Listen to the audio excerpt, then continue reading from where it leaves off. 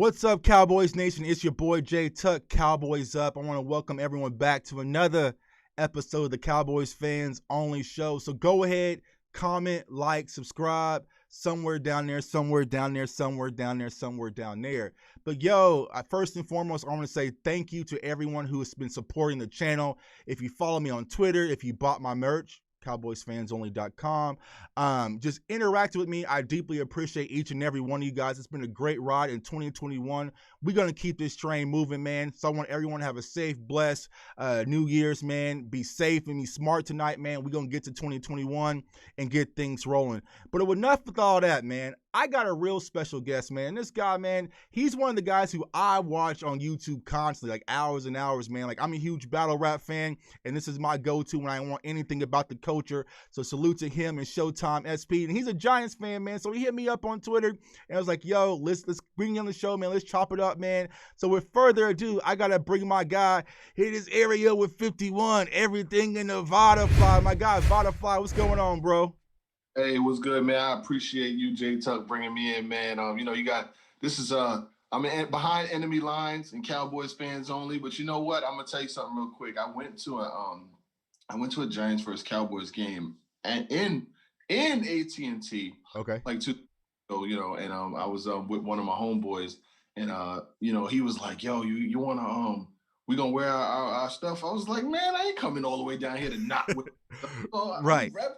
I'm not coming out here to be no civilian. Right. So we went to the stadium, and it was a dope experience. And like, you gotta walk, because since you gotta park far away, so when you walk, you gotta y'all got like this huge stadium where they have different parking all over the damn. You can get lost quick. And they be hitting for the parking too.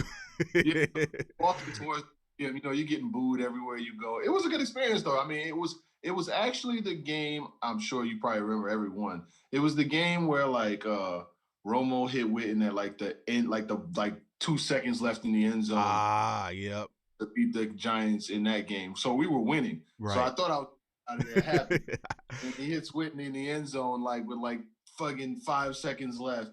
And I had to walk out of the stadium. I felt like I lost again. They were booing us all the way out of there, man. There was some good times in Dallas, though, man. But, right. What's up?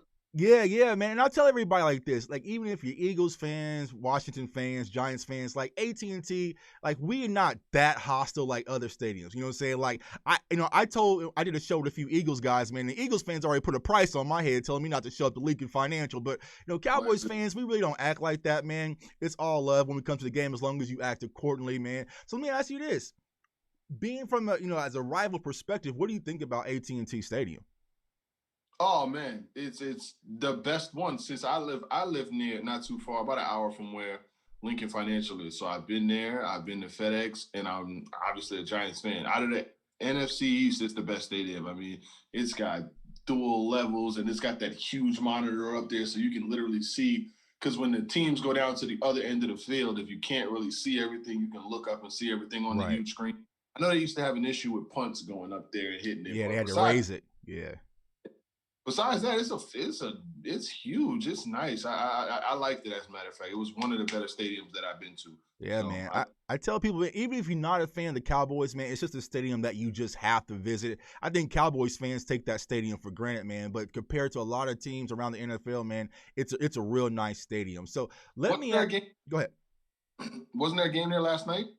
Yeah. I think it was OU and Florida was there last night. So yeah, I mean, there's always something happening at that stadium. Whether it's the boxing match that we had in December, or the bowl games or whatnot, Jerry's gonna keep them lights on regardless.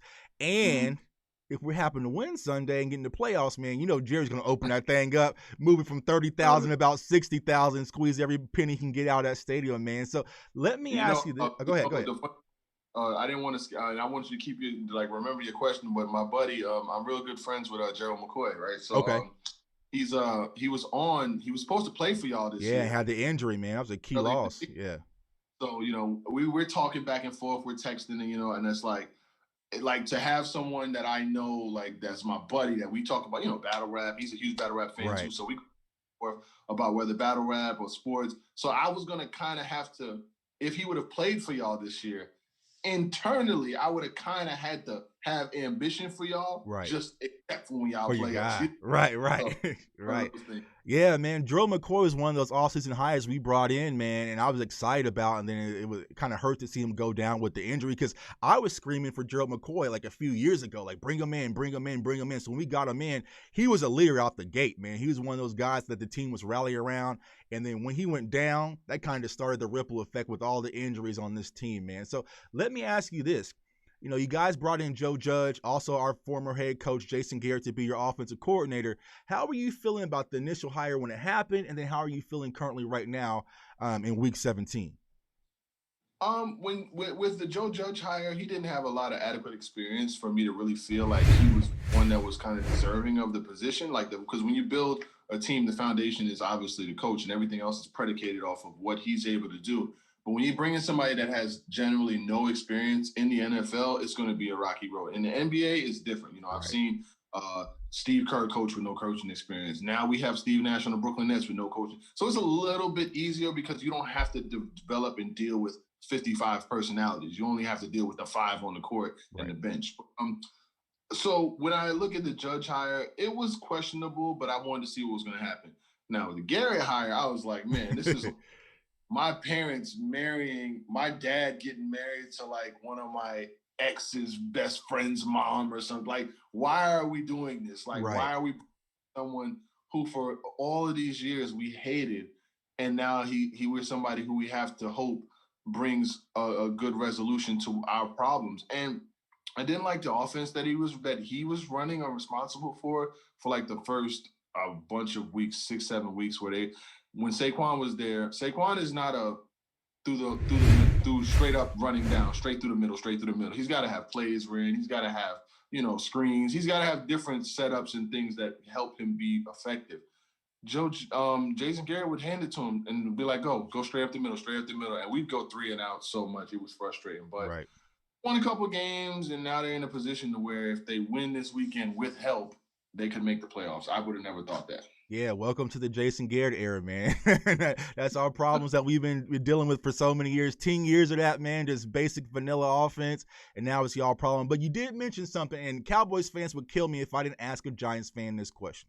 So you mentioned Saquon Barkley.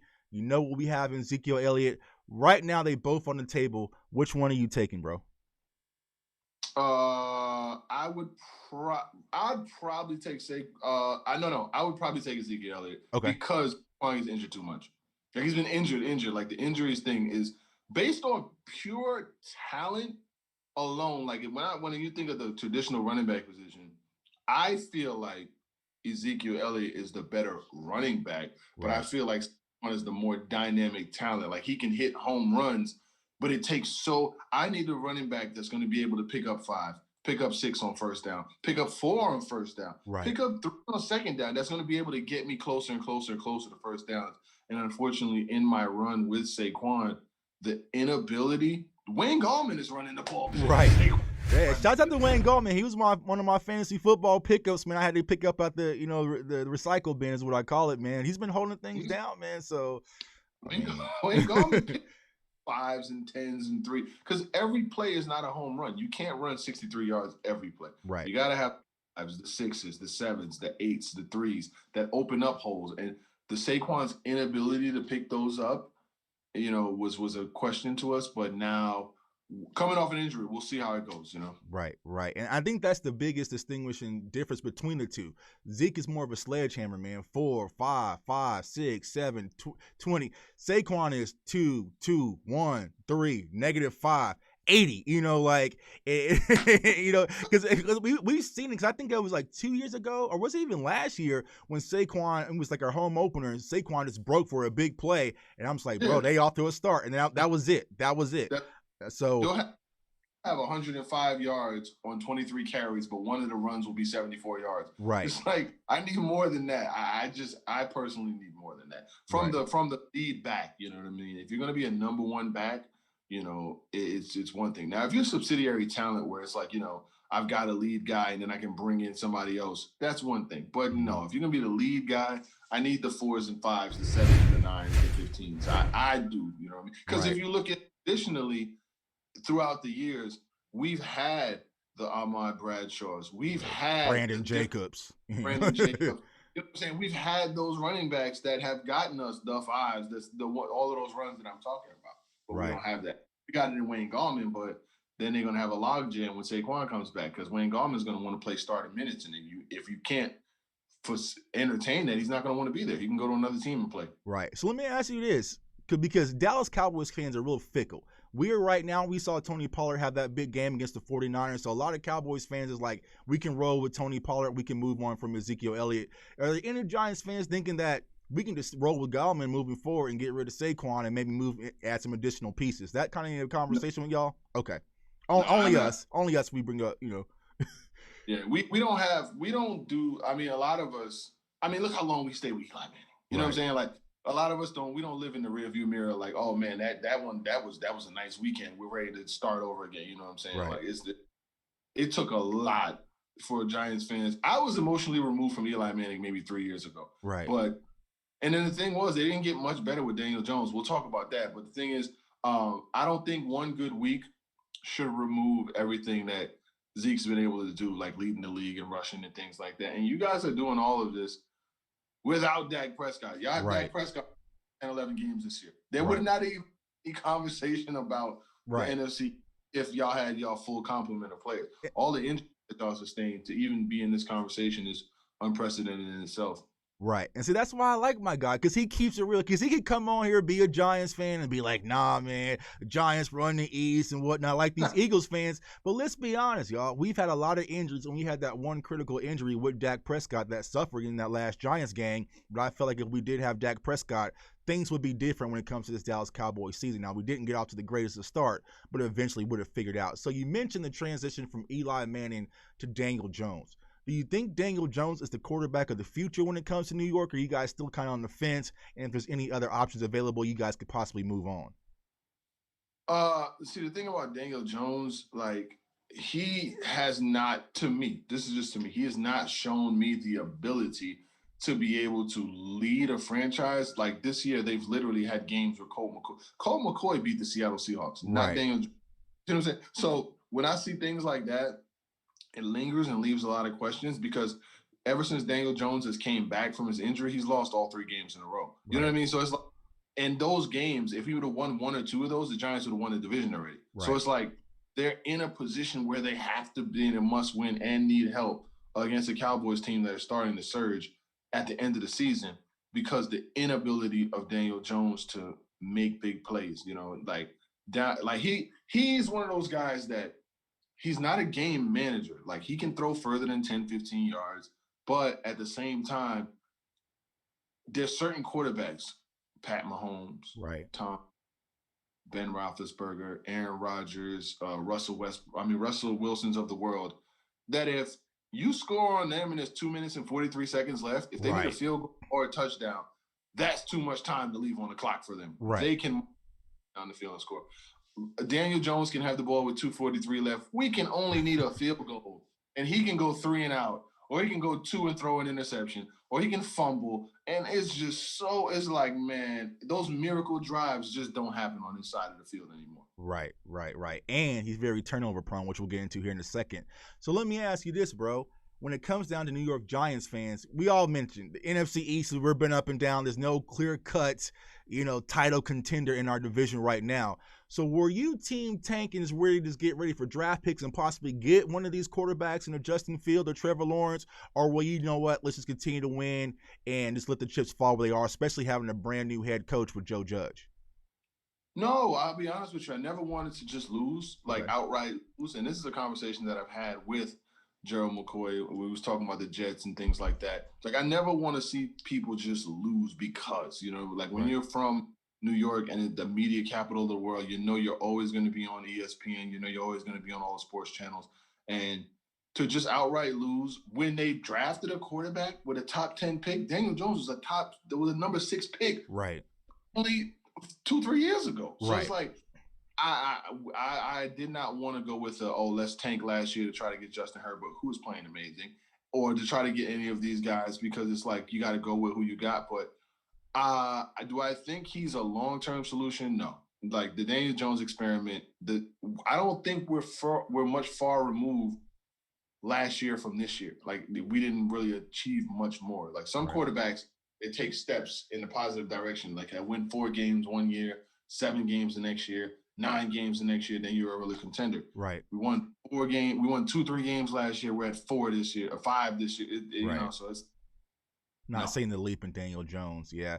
And I agree, man. I think Daniel Jones is a decent quarterback, but I just don't think he's going to be the franchise quarterback that's going to get you guys over the hump, especially with Jason Garrett calling the plays. Now with Saquon and these other pieces, which we'll talk about with Ingram and Shepard, maybe he can be a serviceable quarterback, but you really want that franchise corner central quarterback that's going to be the next Eli Manning, that's going to be there for, 10 to 15 plus years. I just don't see that in Daniel Jones. So maybe it's going to come in the possibility of a free agent, moving somebody, some different pieces, or maybe a draft pick eventually. But I think right now, Daniel Jones is kind of just the bridge guy to get you guys to that next option. I could see, there's a couple guys that I could see them potentially going after, maybe Mariota or something like just something different, you know what I mean, to add some kind of spice or spunk in what's going on, because he's not a New York winning franchise quarterback, and he hasn't been for the past 2 years. And I don't really see much improving. I mean, they did what they could to improve their line, the offensive line. They still have issues with it, where they'll have games where he'll get sacked 6 or 7 times. But then they'll have games where they protect him. And even in the games where they protect him, he's not really making things happen. Now, the Giants don't really have a dynamic receiving core. I mean, years, they've either had a number 1 elite receiver, like a number 1 guy, or they solid receiving core, like a group of individuals who are solid across the field. This year, they really don't have that guy. Like even Evan Ingram, he's cool. He made the Pro Bowl. I don't know how he made it, but it was a weak year. I'm gonna just say it was an NFC weak year for tight ends. You guys, tight end, no one else really had one. So I guess it was kind of like he was the smartest kid on the short bus type deal. I don't know. Evan, he dropped the pass that he dropped versus the Eagles. There's so many scenarios that I can bring up that if these things happen, they'd be in the playoffs already. He catches that one pass versus the Eagles, that we're not even having this conversation right now. We may still, the Giants would have probably won the division by now. But So let's get into that winning the division, man. So the Sunday's matchup, I won't say it's win and get in, but it's win and get your foot halfway in the door. So what is your expectations for this game? Looking, throwing, going, blitz coming. Buffet, Gallup, what a throw!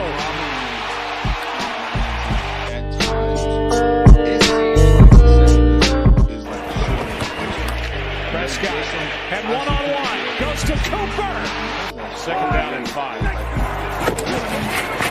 Prescott goes to the end zone, pass is caught!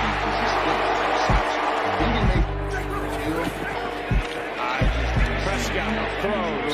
Cooper makes the play. Might go. First play from scrimmage. Touchdown. I don't feel like toss. Pollard. Front line. The Giants don't really allow a lot of yards on the ground. They don't allow no 150, 200-yard games by running back. Front line and Martinez and all those guys, they get to it. But it's just when you get guys to 3rd and 5, 3rd and 7, they just do not make the plays. Okay, so check this out. I seen them play against the Browns, and Baker Mayfield made damn near every 3rd down pass. These same Browns go to next week and lose to the Jets. You see what I'm saying? Just talking about, like, if you can't make plays against a team that goes that very next week with everybody the same and loses to the Jets, that leaves a lot out there. Now, if you guys turn the ball over, or don't get out, or get in bad scenarios, because I've seen Dallas score 35, I've seen Dallas score 7. So it's like, the team shows up is going to mean a lot. Yeah, and I agree, man. And I think that's something the Cowboys fans, we still don't know which team is going to show up. Because if you think about it, y'all, even when we played the Giants the first game with Dak Prescott, things really didn't look too great at that point. I mean, before Dak even went down, it was a battle. And I'll say this, it felt like at that game, I think that was week 5, Jason Garrett was pulling out the full gauntlet, man. You saw trick plays, you saw all sorts of stuff he was hitting us with. Right. God, we've been sitting back, and because even what happened is, I think they ran a fake field goal, and I think they got the penalty on that. And then there was another fake trick play call that I think England was wide open. There was a penalty that could have definitely changed that game, even with Dak Prescott. So I feel like Jason Garrett's going to have an incentive to really want to win. But I will say this. If our offensive line is able to protect and give Andy Dalton time, as you mentioned, bro, I feel like our weapons with CeeDee Lamb, Amari Cooper, Michael Gallup, also Dalton Schultz, we can do more than enough to win this ball game. Yeah, that's way too. That's too many guys. I've seen them get torched by secondaries who don't even have that complement of receivers. So it's like when you have certain people that you see are just flying down the field, it's like, come on, Gallup is great. I like Amari Cooper, and CeeDee Lamb has had a very good rookie season too, barring the fact that you guys had a backup quarterback. Right. Andy Dalton for many years, but if Dak was there, Andy would have never started. So right. Because a lot of people think it's just been Andy Dalton. Man, we've been through Ben DiNucci, we've been through Garrett Gilbert, we've been through a lot this season, especially at that quarterback position. So hopefully we'll take care of Dak Prescott. So let me ask you this as an outside fan. What do you think we should do with Dak Prescott this offseason? Should we sign him or move on? I mean, I know for your perspective, you probably like get rid of him and get him on. I don't just get rid of him because he's not.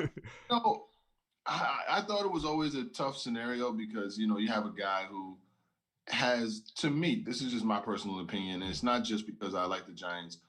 I don't think for the money that Dak Prescott wanted, he's not a top 10 quarterback. I never thought Dak Prescott was a top 10 quarterback. Now, he may have stats that might equate or be equivalent to top 10, but I think that still the Patrick Mahomes of the world, the Aaron Rodgers of the world, the Ben Roethlisbergers, the Russell Wilsons, the Pat Mahomes, the Lamar Jacksons, I can go down all these quarterbacks that I just feel like are better than him. Right. So him to get paid more than all of them. But then there's other guys that weren't that great that got paid big. Kirk Cousins got paid big. Right.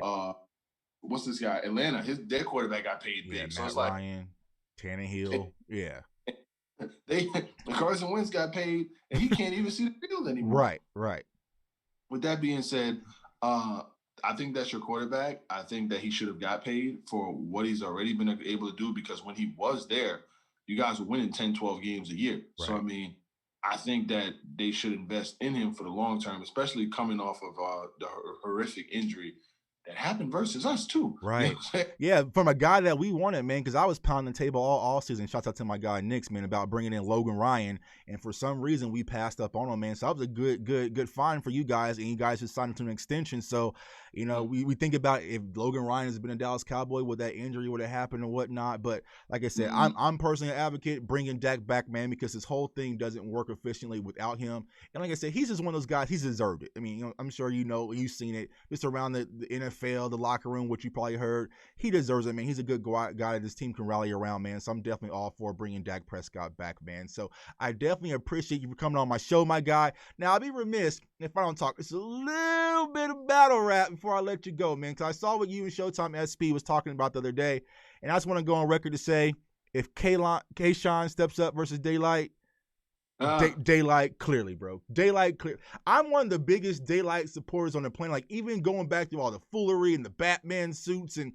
I've always been rocking with Daylight because I knew his potential and what that was, man. So I feel like if Daylight was to step up against Shine, Daylight will end that streak. Now, I will say this, though. The hardest part about Daylight is he has to beat what he was versus Rock, and he might try to outdo himself, which will give Shine opportunity. But they set up in that small room, especially one of those mook rooms, like you said yesterday. It's a wrap, man. I got Day 2-1 clearly.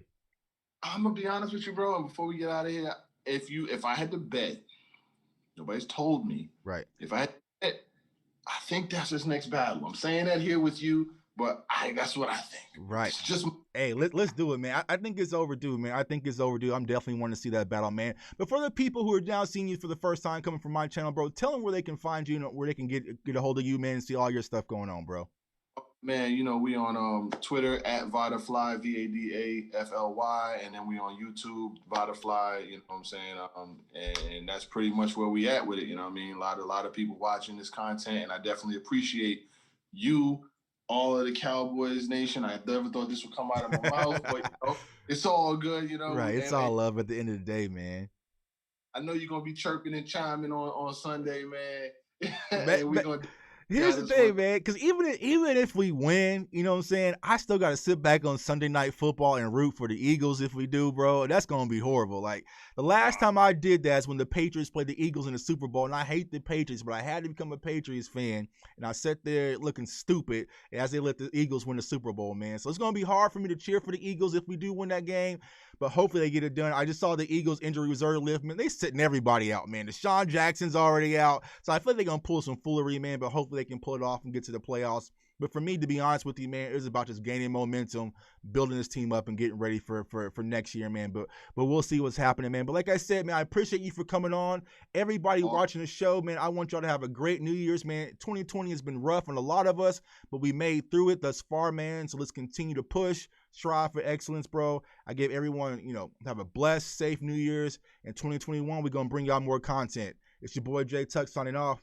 Let's go Cowboys. Let's get that dub. Peace.